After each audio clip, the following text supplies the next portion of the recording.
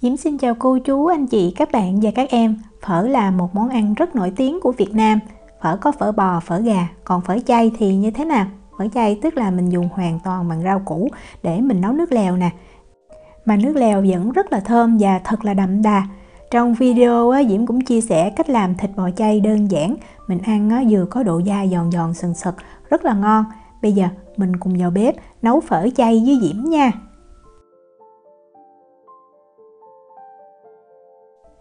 Để tạo độ ngọt cho cái nước lèo chay thì mình sử dụng rau củ. Đây là những loại rau củ mà Diễm dùng nè. Thì Diễm có ở đây là cây baro. Baro này Diễm cân là nó được 230g. Thì cái phần lá này mình sẽ mang mình nấu nước lèo ha. Còn cái đoạn trắng này mình cắt mình chừa lại để tí xíu nữa mình làm thêm cho cái nước lèo nó thơm. Tiếp theo Diễm có 300g củ cải trắng. Rau củ thì mình nên cân cho nó chính xác, tại vì lúc mà mình nêm cái vị ngọt đó. Diễm có thêm 300g cà rốt và 250g su hào ha. Su hào thì mình sẽ cắt cái đầu nè, rồi mình xoay cái đầu nó cho nhựa trong cái trái su hào này nó tiết ra bớt thì mình ăn nó đỡ có cái vị chát. Sau đó mình sẽ gọt vỏ cho thật là sạch nha. Cà rốt mình cũng gọt vỏ sạch luôn. Củ cải trắng cũng vậy. Nước lèo phở nó có gia vị đó, vì vậy mình nên lựa những cái củ mà không có cái mùi nặng lắm thì mình nấu cái nước lèo nó mới ngon. Baro thì Diễm sẽ cắt, Diễm chừa cái phần này lại, nó khoảng 80g nè, mình chừa lại ở đây. Còn phần xanh này thì mình sẽ cắt nhỏ và mình tách những cái lá ra, tại vì trong đây nó có rất là nhiều đất ha, mình tách ra như vậy. Rồi mình sẽ mang mình rửa cho thật là sạch rồi mình mới nấu. Đó, mình rửa thì mình nhớ tách ra và mình chà kỹ tí xíu, để hôm ấy mình ăn nước lèo dễ có cát á. Rau củ sau khi rửa xong thì su hào mình cắt ra làm đôi. Mình bỏ cái phần ruột ở bên trong. Rồi mình cắt thành từng lát, nó có độ dày khoảng 2 cho tới 3cm. Củ cải trắng và cà rốt cũng vậy, tại vì mình cắt nhỏ như vậy thì cái nước ngọt nó ra mới được nhiều. Cà rốt thì mình sẽ cắt nó ra làm tư. Rồi mình cho hết phần rau củ này vào một cái nồi to nha.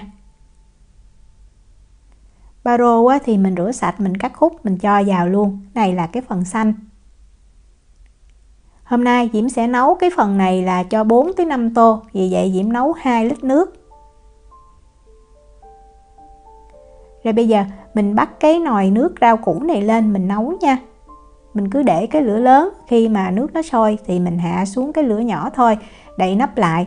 Và mình nấu ở cái lửa nhỏ này trong khoảng thời gian là 45 phút thì mình sẽ được cái phần nước lèo rau củ rất là ngọt. Trong thời gian này thì mình đi chuẩn bị những nguyên liệu khác. Cái phần trắng này nè thì bây giờ Diễm sẽ chia nó ra làm 3 phần. Thì mỗi phần này chắc nó cũng khoảng cỡ 20 mấy gram á. Cái đầu trắng này nè, 2 cái thì Diễm sẽ chừa lại, đặng tí xíu Diễm phi nước lèo. Còn phần này Diễm sẽ cắt ra nhỏ như vậy. Rồi mình ngâm vào trong nước lạnh ha, để tí xíu nữa mình làm giống như là hành chẻ gì đó, rất là thơm và ngon. Khi mà mình ăn mình cho vào trong tô phở. Mình ngâm thì khoảng 60 phút. Bây giờ mình đi làm thịt bò chay. Thì Diễm sử dụng bột gluten hay là bột mì căn. Hiệu mà Diễm dùng là hiệu này. Mình sử dụng hiệu nào cũng được ha, quan trọng là bột gluten, tức là protein gluten ở trong bột mì á.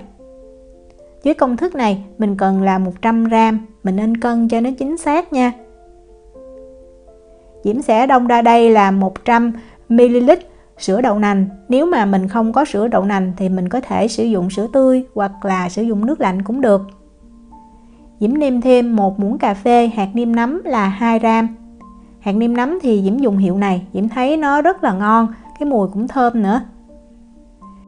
Để tạo độ thơm và màu nâu thì mình dùng 1/4 muỗng cà phê bột cacao. Không có thì mình bỏ qua, nhưng mà Diễm thấy mình nên có để cho nó giống như là cái thịt bò hơn. Diễm dùng hiệu này. Bây giờ mình khuấy cho cacao nó tan hoàn toàn trong sữa. Nếu mà mình thấy khuấy lâu tan, mình có thể hâm sữa ấm tí xíu thì cacao nó sẽ dễ tan hơn. Lưu ý là nó phải tan hoàn toàn nha.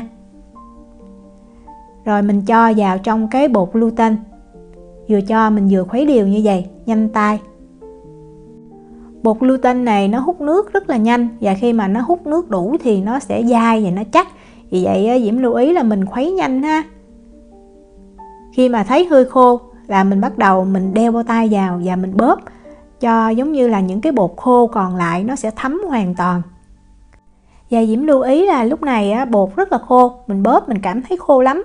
Mình có thể thêm tí xíu sữa cũng được, nhưng mà Diễm thấy không cần. Mình cứ bóp cho cái khối bột này nè nó chắc và bắt đầu nó thấm, nó ướt lại. Tém những cái bột khô đó cho tới khi mà nó tạo thành một khối như vậy. Thì mình lấy màng bọc thực phẩm và mình bọc thiệt là kín. Mình bọc sát vô cái cục bột luôn ha, như vậy cho nó định hình thành một cái khối đó. Rồi mình để cho bột nghỉ 30 phút là mình có thể mang mình chế biến. Để ăn kèm thêm thì Diễm có tàu hũ ki khô. Diễm dùng cái loại cây này nè, 20g một cây ha. Cái hiệu này thì Diễm thấy ngon, tại vì nó ngâm rất là mau mềm và cũng thơm nữa. Mình cho nước ở nhiệt độ phòng vào mình ngâm thời gian từ 30 cho tới 60 phút ha. Nó vừa mềm là được, tại vì tí xíu mình còn cho vào trong nước lèo mình nấu thêm nữa. Khi ngâm thì mình luôn ấn cho nó ngập nước nha. Bây giờ Diễm giới thiệu những cái gia vị khô để mình nêm vào trong nước lèo. Ở đây Diễm có quế là 6g, và nếu mà mình không có cân thì mình cứ lấy một nhánh quế nha, mình tách ra, nếu mà ở trong có dơ thì mình rửa sạch. 3g hoa hồi, thì tùy cái hoa hồi to hay nhỏ đó, thì nếu mà nó nhỏ thì 4 cái, còn nếu nó to là 3 cái. 2g tiểu hồi hương là 1/2 muỗng canh, cái này cho vào rất là thơm. Nếu mà mình có hạt ngò, mình dùng hạt ngò cũng ngon luôn nha. Còn nếu mà không có nữa thì mình cũng có thể cho rễ ngò. Tiêu là tiêu nguyên hạt và mình cần 4g là 1/2 muỗng canh. Đinh hương thì Diễm có 2g, cũng 1/2 muỗng canh luôn. Gừng thì Diễm đã gọt vỏ rồi và Diễm cân là 20g. Mình nên cho đúng lượng nha, tại vì nếu mà nhiều quá thì nó sẽ làm thay đổi cái vị của nước lèo. Đầu tiên mình sẽ cho cái tiểu hồi hương này vào mình rang ở lửa trung bình. Khi thấy mùi vừa thơm là mình nhắc khỏi bếp liền, đừng có rang lâu quá thì nó bị cháy nha. Tiếp theo mình sẽ rang tiêu. Tiêu cũng vậy, mình rang ở lửa trung bình, và khi mà mình thấy vừa nghe thơm là mình nhắc khỏi bếp liền. Tiêu mình rang lâu quá nó dễ bị cháy. Đinh hương cũng vậy, đinh hương mình cũng rang ở lửa trung bình, và đinh hương mình rất là dễ biết, tại vì khi mà nó nóng đủ giống như nó sẽ nổ lách tách vậy đó, là mình sẽ nhắc khỏi bếp liền. Hoa hồi và quế thì mình sẽ rang chung, cũng ở lửa trung bình luôn. Khi mình thấy mùi vừa thơm và quế giống như nó hơi nâu tí xíu là mình cũng nhắc khỏi bếp. Mình chịu khó mình rang những cái nguyên liệu khô nó riêng như vậy thì cái mùi nó sẽ giữ được thơm, và mình dễ biết được là nó rang đạt hay không. Những cái gia vị khô này rang xong thì Diễm sẽ cho vào trong cái rây. Mình không có thì mình cho vào trong cái túi vải vẫn được. Mình cho vào như vậy để tí xíu nữa mà nước lèo mà nó nấu đạt rồi thì mình lấy ra dễ dàng hơn, mình không cần phải vớt từng miếng ra. Thịt bò chay sau khi mình để nghỉ được 30 phút, bây giờ mình mang mình cắt ra thành từng lát nha. Lúc này thì nó có cái độ dẻo và nó hơi dai, đó mình cắt thành từng cái lát mỏng. Nó có độ dày khoảng từ 2 cho tới 3 mm nha, mỏng thôi, đừng có dày quá thì khi mà mình chiên lên ăn nó dễ bị ngán và nó thiếu cái độ dai giòn. Sau khi cắt xong thì mình xếp như vậy, mình đừng có chồng lên nhau thì nó sẽ bị dính. Và mình mang mình đi chiên liền luôn nha. Chiên thì mình cũng không có cần dầu nhiều đâu. Nhiệt độ sôi của dầu thì Diễm thấy khoảng 150 cho tới 160 độ C là được. Bếp bật lên thì Diễm cứ để lửa trung bình mà Diễm chiên. Và một lần chiên mình chỉ chiên từ 1 cho tới 2 miếng thôi, tại vì cái này nó chiên rất là nhanh. Đó, khi mà nó vừa phồng như vậy thì mình phải trở đều. Và khi mà mình thấy nó phồng lên hết là mình vớt ra liền. Mình đừng có để lâu thì nó dai quá không có ngon. Nó vừa phồng như vậy là cũng vừa chín nè, vớt liền ra. Vậy là mình đã chiên xong rồi. Mình để ở đây, khi nào ăn thì mình sẽ cho chung vào nồi nước lèo cho nó mềm hơn và nó thấm cái gia vị rất là ngon. Nồi nước rau củ mình nấu xong rồi đó, Thì bây giờ mình vớt cái baro nè, củ cải trắng, cà rốt và su su ra. Mình chỉ lấy cái nước thôi, tại mình nấu cũng lâu thì nó cũng ra hết cái nước ngọt rồi. Rau củ này á, mình muốn ăn cũng được luôn, nó còn nhiều chất xơ cũng bổ dưỡng nữa. Gừng mình đừng có để nguyên củ như vậy mà mình cắt ra thành từng lát á, nó có độ dày khoảng 1mm. 2 phần baro hồi nãy Diễm chừa lại đó thì bây giờ Diễm sẽ cắt ra làm đôi. Rồi mình đi nấu nước lèo phở. Lấy cái nồi á, bật lửa lớn và Diễm cho gừng vào nè. Tiếp theo mình cho baro. Rồi bây giờ giống như là mình cháy cho baro và gừng nó thơm á, nó chuyển sang cái màu nâu. Như vậy thì cái nước lèo rất là ngon. Nếu mà mình có lửa than thì mình mang nướng trên lửa than nó lại càng thơm hơn. Diễm nấu ở nhà đơn giản thì Diễm thường làm như vậy. Đó, khi mà mình thấy nó chuyển màu nâu và thơm thì mình nhắc khỏi bếp nha.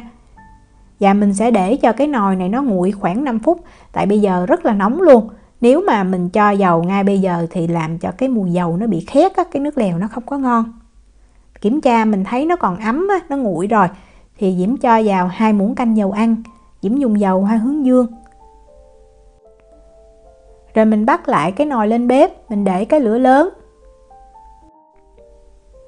Rồi mình đợi cho dầu sôi và mình nghe được cái mùi của baro và gừng thiệt là thơm. Không cần phải phi cho vàng nha. Khi mình nghe thiệt là thơm thì mình lấy cái nước hầm rau củ á, mình cho hết vào. Thì hồi nãy mình nấu mình đong nước 2 lít á, nấu xong thì Diễm nghĩ nó cũng khoảng còn 2 lít. Những cái nguyên liệu khô mình đã rang đó mình cho vào luôn. Rồi mình đợi nước nó sôi ha. Sau khi nước sôi rồi thì mình hạ xuống cái lửa nhỏ. Và mình nấu ở lửa nhỏ này trong khoảng thời gian 15 phút. Lưu ý là mình không đậy nắp nha. Và mình giữ cho cái lửa nó sôi nhẹ như vậy. Đừng có sôi sùng sục thì sẽ làm giống như làm bay hơi bớt cái nước lèo của mình. Sau 15 phút mình sẽ vớt những cái nguyên liệu khô ra. Rồi mình cũng vớt cái baro và gừng ra luôn nha.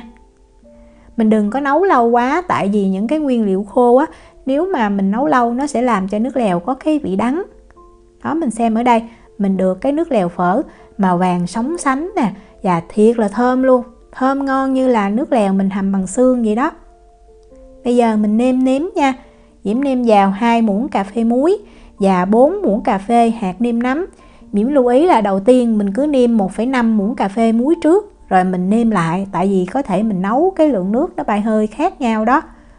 Muối Diễm dùng muối nhuyễn, vì vậy 2 muỗng cà phê là 12 gram, 4 muỗng cà phê bột nêm là 8 gram. Đợi nước sôi trở lại, mình sẽ cho cái thịt bò chay vào nè. Tàu hũ kia mình ngâm đã mềm rồi thì mình cắt ra thành từng cái đoạn nhỏ, mỗi đoạn nó cỡ bằng một cái lóng tay là được. Thì mình nấu khoảng từ 4 tới 5 tô thì mình chia ra khoảng từ 8 cho tới 10 miếng. Rồi mình cho tàu hũ kia vào trong nồi nước lèo luôn. Rồi Diễm có thêm khoảng 100 gram nấm. Mình có nấm gì cũng được ha, nấm rơm nè, Diễm dùng cái nấm này, nó giống như là nấm hương vậy đó. Đợi cho nước lèo nó sôi trở lại và mình nấu thêm khoảng từ 3 cho tới 5 phút. Vậy là mình đã xong được cái nồi nước lèo phở chay thiệt là ngon luôn. Và khi nào mà mình ăn thì mình mới cho thịt bò chay, tàu hũ kia và nấm vào nha. Mình đừng có cho trước thì nấu lâu quá cũng không có ngon. Ăn kèm với phở mình sẽ có lá quế và ngò gai. Người miền Nam thì ăn phở lúc nào cũng có tương đen, tương ớt hoặc là tương cà. Thì Diễm có chai tương ớt nè và tương đen, cái này mình mua ở trong tiệm Việt là có. Khi ăn thì mình múc tương đen ra một cái chén nhỏ, khoảng 1 muỗng cà phê, và mình cho thêm tương ớt nè. Và mình có chanh, ớt tươi, nên có ớt tươi thì Diễm thấy cho vào tô phở ngon lắm. Khi ăn thì mình trụng bánh phở nóng. Bánh phở thì Diễm sử dụng hiệu này, Diễm thấy mình trụng nhanh và cũng ngon nữa. Nước sôi thì mình cho bánh phở vào, lưu ý phải là nước sôi ha. Và mình sẽ luộc ở cái lửa trung bình, mình giữ làm sao lúc nào nước cũng sôi, khoảng thời gian là 3 tới 4 phút. Nếu mà mình thích ăn cái bánh phở dai thì mình luộc 3 phút, thích mềm thì mình luộc 4 phút. Nước lèo để múc vào trong tô phở thì luôn phải nóng mới ngon nha. Đó, phải sôi như vậy nè. Rồi mình múc, mình cho trực tiếp vào trong cái bánh phở mình đã chần. Và bánh phở Diễm lưu ý là bánh phở loại này á, thì mình luộc xong mình đổ ra là mình ăn được, mình không cần phải xả nước lạnh lại. Cho nước lèo vào, nhìn rất là hấp dẫn luôn. Rồi mình cho thịt bò chay nè, mình cho nấm và mình cho tàu hũ ki. Cái thịt bò chay á, khi ăn á, Diễm thấy nó vừa có cái độ dai, giòn và béo béo nữa, vừa giống thịt nạm mà cũng vừa giống gân. Mình cho ba rô đã cắt nhỏ và ngâm nước lên trên, rồi cho thêm tiêu nữa. Vậy là mình đã xong một cái tô phở chay rồi. Khi ăn á, thì Diễm thấy cái chén chấm tương đen và tương ớt đó, mình sẽ cho tí xíu chanh vào. Và phở đó mình cũng cho tí xíu chanh luôn, vị chua nhẹ làm tăng thêm cái khẩu vị rất là ngon. Ngò gai mình sẽ xé nhỏ, trộn lên. Nước lèo phở chay này á, mình có thể dùng thay như là nước lèo phở mặn, Diễm thấy cũng rất là phù hợp luôn. Hạn chế được cái mỡ ở trong xương bò nè. Diễm chúc cô chú, anh chị, các bạn và các em nấu được món phở chay thiệt là ngon. Nếu mà có thắc mắc gì thì cứ để lại lời nhắn hoặc là gửi tin nhắn cho Diễm. Diễm cảm ơn sự quan tâm theo dõi video rất là nhiều. Hẹn gặp lại trong những video tiếp theo. Chào tạm biệt.